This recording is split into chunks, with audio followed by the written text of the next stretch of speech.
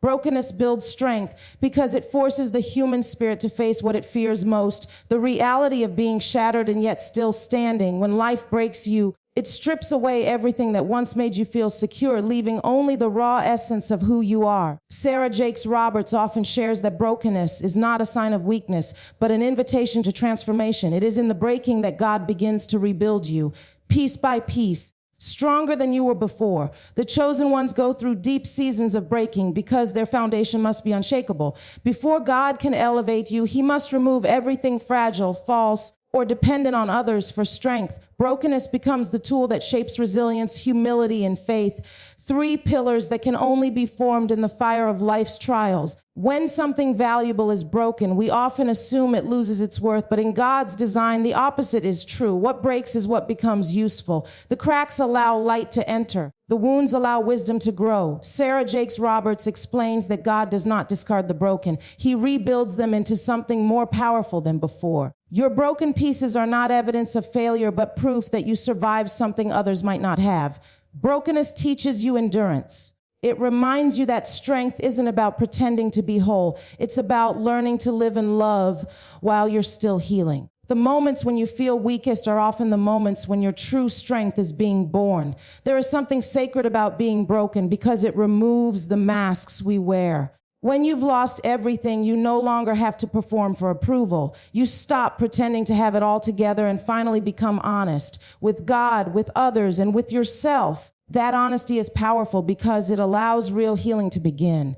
Sarah often speaks about how God can only bless the real version of you, not the version you pretend to be. Brokenness brings you to face with that real version. It humbles your heart and silences your pride. It reminds you that strength isn't about control, but surrender. You begin to realize that your strength was never your own, it was divine all along. Brokenness also creates compassion. Once you've been broken, you understand pain differently. You stop judging people for their scars because you know what it's like to carry your own. You start leading with empathy instead of ego, kindness instead of competition. Sarah Jakes Roberts often emphasizes that broken people make powerful healers.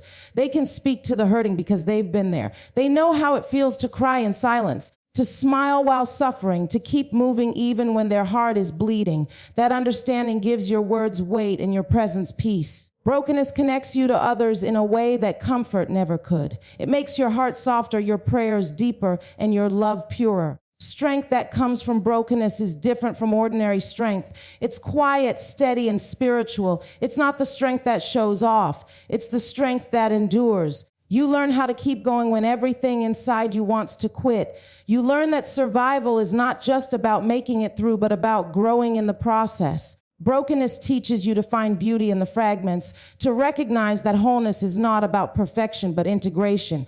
Every piece of your story, even the painful ones, has purpose. Sarah Jakes Roberts reminds us that God never wastes a wound. Every tear has meaning. Every scar carries a message. The places where you've been broken become the exact places where light shines the brightest. There's also a divine mystery in how brokenness draws you closer to God. When you reach the end of yourself, you finally reach the beginning of his strength. The moments that break your heart are often the moments that open your spirit. You stop relying on your own understanding and start trusting in something higher. You find yourself praying differently, worshiping differently, living differently. Brokenness makes you depend on grace in ways you never had to before. It's in that dependence that true power is found. Sarah often says that being broken doesn't disqualify you, it qualifies you. God uses the broken because they no longer rely on themselves, they rely on him. In the end, brokenness becomes the birthplace of purpose. The strength that emerges after being broken is not the kind that fades, it's the kind that lasts. It's built on faith, not fear. It's shaped by pain, not pride. It's refined through fire and anchored in love. The person who has been broken and rebuilt by grace becomes unshakable, not because they haven't fallen, but because they've learned how to rise. Brokenness builds strength by teaching that the cracks in your soul don't make you weak, they make you real. And in that realness lies the power to overcome anything. Loneliness is a spiritual classroom because it is in the absence of people that you finally learn the presence of God. Many people fear being alone, believing that solitude equals emptiness. But in truth, it is one of the most powerful environments for transformation. Sarah Jakes Roberts often speaks about how God uses loneliness as a tool to realign your spirit and deepen your faith. When the noise fades, the distractions disappear, and the crowd moves away, you are left with yourself and your Creator. In that stillness, your soul becomes sensitive to the voice of God in ways it never could while surrounded by others. Loneliness strips away every external comfort until your only source of strength and identity comes from within. It is not a punishment, but a sacred process, a divine classroom where the lessons are not written on pages, but on your heart. In loneliness, you learn what truly sustains you. You discover that validation from others, constant company, and endless activity can't fill the emptiness that only God can occupy. When everything and everyone that made you feel valuable disappears, you start to confront the truth about who you are without titles, attention, or applause. Sarah Jakes Roberts says that loneliness exposes the difference between being surrounded and being connected.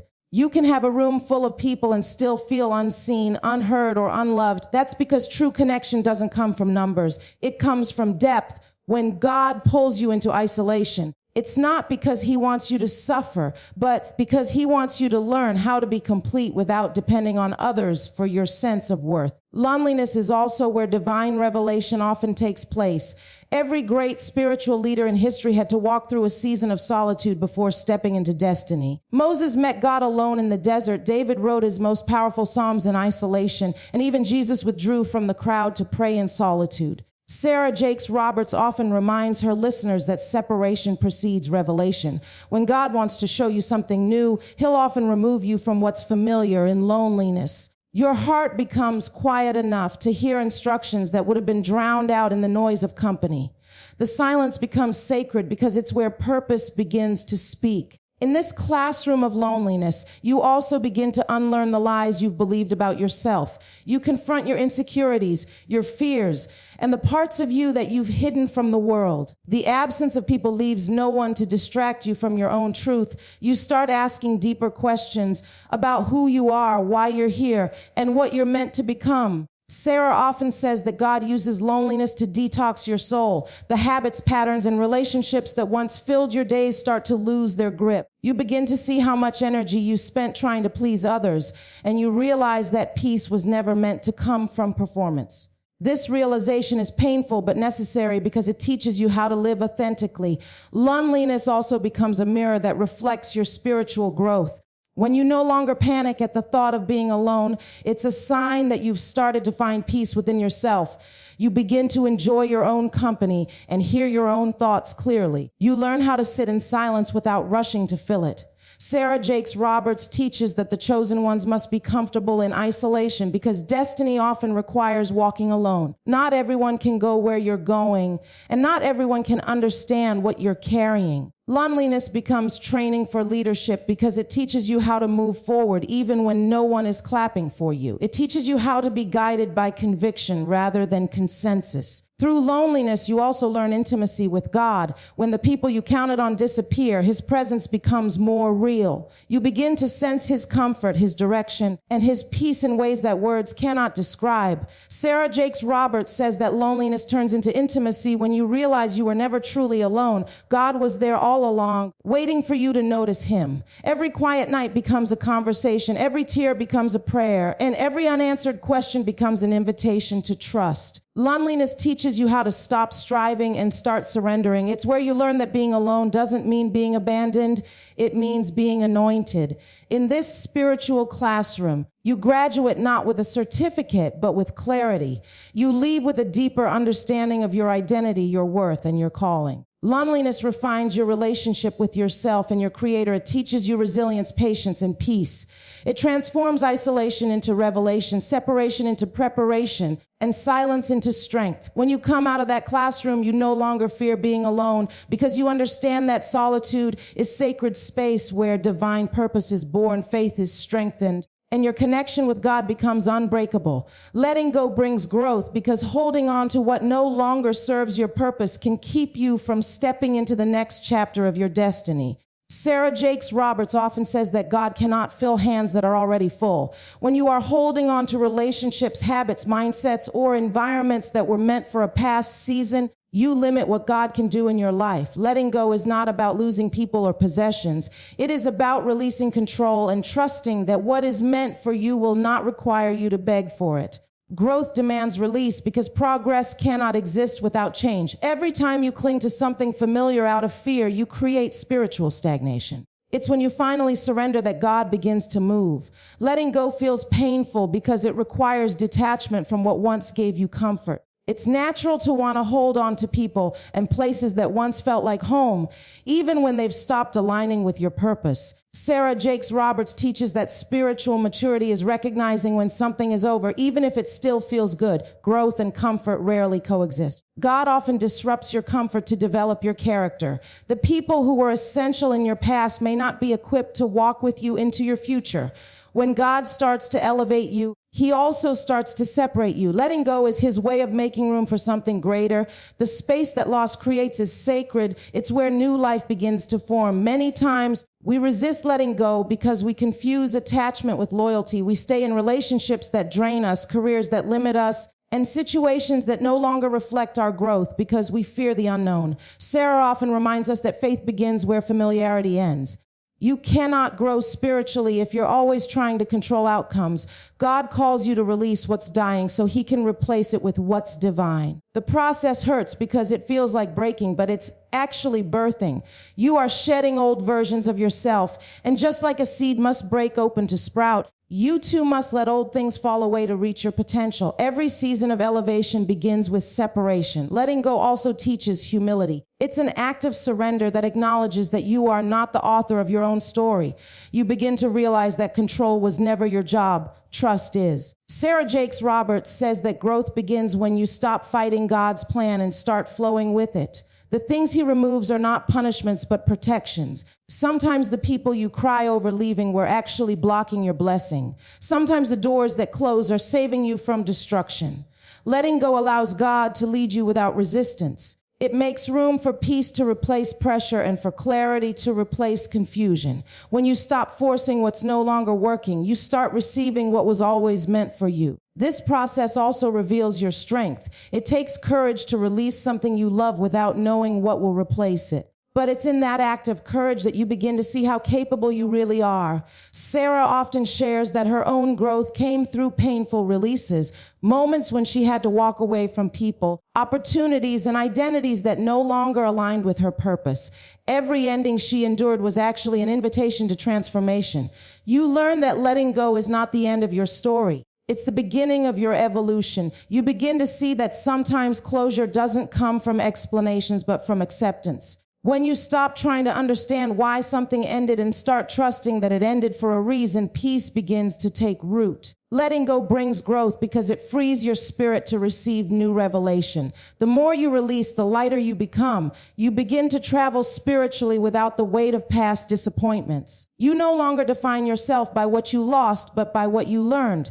Every release refines your focus. You start recognizing that not everyone can go where you're going, and not everything that was good for your past will be good for your future. Growth often requires isolation, and isolation often begins with letting go. You have to detach from the noise to hear divine direction clearly. Sarah Jakes Roberts reminds us that God prunes what He plans to prosper. Just like a gardener cuts away dead branches to help the tree bear more fruit, God removes what hinders your growth so you can flourish. Letting go also strengthens your faith. It forces you to believe that even without what you lost, you will still be okay. It reminds you that your worth is not tied to what stays or leaves. You begin to find peace in knowing that endings are not always losses, they are lessons.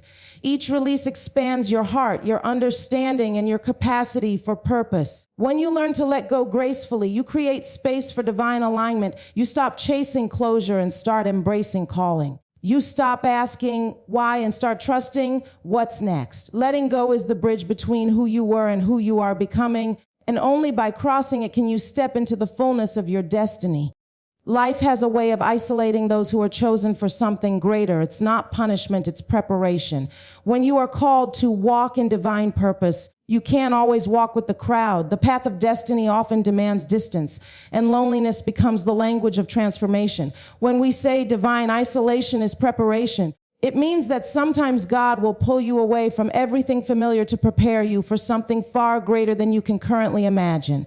Isolation can feel like rejection, but in truth, it is direction. It is the process through which God clears the noise, removes distractions, and brings you into a place where you can finally hear his voice without interference. Sarah Jakes Roberts often speaks about how the chosen ones experience seasons where everything around them seems to fall apart, not because they've done something wrong, but because they've been chosen for something right. This kind of isolation is not about punishment, it's about positioning. You are being set apart so that you can be developed in peace before being revealed in purpose. When God isolates you, he's not taking people away from you to hurt you. He's taking them away to help you see him more clearly. Many times we tie our identity to relationships, routines, or roles that define us. And when those are suddenly stripped away, we panic. But it's in that panic that we discover who we truly are without the opinions of others shaping our worth. Divine isolation is sacred because it is in that quiet space where your spirit starts to heal from what life has done to it. The chosen ones are often misunderstood because people see their silence as weakness. But in truth, silence is where God does his deepest work. He is rebuilding confidence, restoring vision, and reigniting faith that had been buried under the weight of other people's expectations. Sarah Jakes Roberts teaches that when you're chosen, your journey will rarely look normal. You'll watch others move ahead while you're told to wait. You'll see doors open for others while yours seem locked. That's because your preparation requires a different level of molding. God cannot trust you with something big until he knows you can handle being alone. Isolation reveals whether your faith is real or just borrowed. It tests your motives, your patience, and your heart. It teaches you how to lean on divine strength instead of human validation. The people who are chosen for great assignments must learn how to be content with God's presence, even when everything else disappears. It's in that stillness that clarity comes, and in that quietness that destiny begins to whisper. Imagine a seed. When it's planted, it's buried in darkness. It looks like nothing is happening, but under the soil, roots are growing deep. The seed must endure the pressure of being hidden before it breaks through the surface. That's exactly how divine isolation works. God buries you in a season where no one sees your growth, but he's strengthening your roots so that when you rise, you won't easily fall. Sarah often reminds us that elevation without preparation leads to collapse. Many people want to be seen, celebrated, and recognized, but they are not ready for the weight of visibility. God hides you to develop the character required to sustain your calling. He isolates you so that when the light shines on you, your spirit is strong enough to stand in it without being destroyed by it. During divine isolation, your perspective begins to change. You start realizing that solitude is not emptiness, it's empowerment. You find peace in prayer, comfort in reflection, and strength in surrender. You learn how to walk without applause, how to work without attention, and how to trust without proof. Every moment spent in isolation becomes a tool that God uses to polish your purpose. The pain you feel during this season becomes the wisdom you'll need in your next one. The tears that fall in secret water the ground of your destiny. Divine isolation transforms the way you see yourself and the way you see God. It's not just about being alone, it's about becoming aligned. There comes a time when isolation turns into revelation. What once felt like loss begins to make sense. You start to see why certain people couldn't stay, why certain doors had to close, and why certain opportunities passed you by. You realize that what you called loneliness was really God's protection. He was guarding your peace, your purpose, and your potential. Sarah Jakes Roberts often says that if God didn't separate you, you would have settled. And that's the truth. Sometimes separation is the only way to elevate. Divine isolation ensures that when you finally step into your next season, you do so not out of desperation, but out of divine direction. It's in the solitude that you are stripped of what's temporary and strengthened by what's eternal. Pain reveals purpose because pain is often the doorway through which destiny enters. Every person who has been chosen for something meaningful must walk through seasons of discomfort, heartbreak, and disappointment, not as punishment, but as preparation. Sarah Jakes Roberts often teaches that God uses pain as a language to speak to his chosen ones. When everything is comfortable, we don't listen deeply, we don't grow, we don't seek transformation. But when pain visits our lives, it demands our attention. It shakes us from complacency and forces us to confront who we truly are beneath the layers of pretense. Pain uncovers purpose by stripping away the illusions that keep us from seeing our calling clearly. It refines what's genuine and removes what's temporary, revealing the strength, wisdom, and clarity that can only be born through suffering. Pain has a way of breaking everything that's false about us. When life wounds you, it's not only the hurt you feel, it's the awakening that follows. The dreams that used to excite you begin to change. The relationships that used to comfort you begin to fade. And the people who once supported you may no longer understand you. In those moments, pain becomes your teacher. It shows you what you can live without, what you truly need, and what was never meant for your journey. Sarah Jakes Roberts often shares that her greatest growth came from her most painful seasons, times when she felt lost, rejected, and unworthy. Yet it was in those exact seasons that God whispered purpose into her pain. Pain redirected her from what she wanted to what she was made for. That's what happens when you allow pain to teach instead of destroy. Many people pray for purpose, but reject the process that brings it. The truth is that purpose is rarely born in comfort. It is shaped in struggle, molded in disappointment, and refined in brokenness. Pain clears the clutter of the soul. It exposes your weaknesses and reveals your resilience. When you go through something that should have broken you but didn't, you discover the strength that was hidden within you all along. That strength becomes part of your purpose. Sarah teaches that pain is a divine filter. It separates the shallow from the sacred. Those who are chosen cannot be developed in comfort. They must be refined through fire. Every scar becomes evidence that you have survived something that was meant to destroy you. And every survival carries a story that can heal someone else. That story is your purpose. When you begin to see pain as preparation, your perspective shifts. You stop asking, why me? And start asking, what is this trying to teach me? Pain opens your eyes to what you were blind to before. It shows you who you can trust, what you should release, and where you should focus. It humbles you, but it also strengthens you. In your lowest moments, when you feel abandoned or forgotten, God is shaping you for the very thing you prayed for. Sarah often says that God uses pain to pull greatness out of hiding. Sometimes the only way to awaken your potential is through a situation that forces you to rely on faith over logic. You can't step into your purpose until you've been stripped of your pride, your plans, and your dependence on people. Pain accomplishes that stripping, leaving you open enough for God to pour in new vision. Pain also teaches empathy. Once you've suffered deeply, you can recognize the suffering in others. You begin to serve love and lead differently. Your pain becomes the bridge that connects you to others' hearts. The people who have been through the fire are the ones who carry the warmth to comfort others. Sarah Jakes Roberts' ministry is powerful not because she avoided pain, but because she allowed pain to transform her. She speaks with authority because she has lived what she preaches. That's what happens when pain reveals purpose. It gives your voice authenticity and your message weight. People can feel when you've been through something real, and that reality becomes your testimony. Pain will always precede promotion. Before you can step into your next level, you must endure the breaking that prepares you for it. The chosen ones are often crushed so that their true essence can flow out. Just like oil comes from crushed olives and diamonds form under pressure, purpose emerges from pain. It's in the sleepless nights, the silent tears, and the moments of surrender that purpose takes shape.